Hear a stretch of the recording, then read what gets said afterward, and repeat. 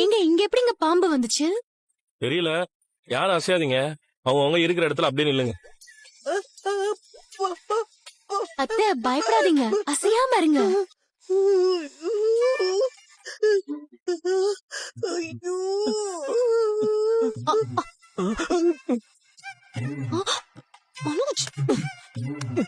பாம்பு ஃப்ரிட்ஜுக்கு பக்கத்துல இருக்குப்பா. இத்தனை வருஷத்துல நம்ம வீட்டுல பாம்பு வந்ததே இல்லையாடா.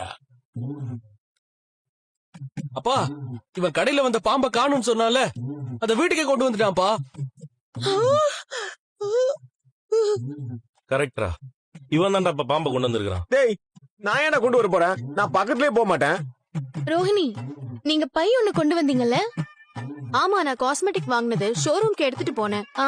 அதுல இருந்து தான் வந்திருக்கோன்னு நினைக்கிறேன். என்ன ஏதோ பஸ் பிடிச்சு வந்த மாதிரி பேசுற? ஏ முத்து, அந்த பாம்பை பிடிச்சி எங்க கொண்டு போய் விடணுமா அங்க விட்டு. ஊர்லயே 2 பாம்பை நான் கையில பிடிச்சிருக்கேன்ப்பா. ஒன்னும் பிரச்சனை இல்லப்பா. என்ன பாம்புன்னு தெரியாம போய் கையில பிடிக்காத, அது டேஞ்சரு. டேய் அவசரப்படாதடா. டேய் மனோஜ், அந்த பாம்பு பிடிக்கிறவர் கால் பண்ணு. ஐயோ, அவன் வரதுக்குள்ள பாம்பு யாரையாவது கொத்திர போகுது.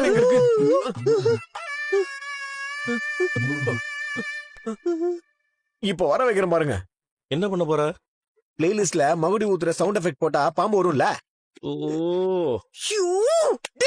ரோகிணி, உள்ள போய் மொபைல் எடுத்துட்டு வா. டேய், அது காதையே கேட்காதடா. அது கேட்காதா?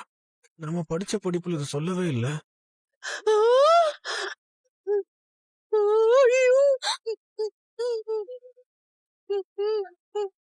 ஒன்னும் இல்ல அத்தை, பாம்பை புடிச்சிருவாங்க, பயப்படாதீங்க. பயப்படாதீங்க அத்தை.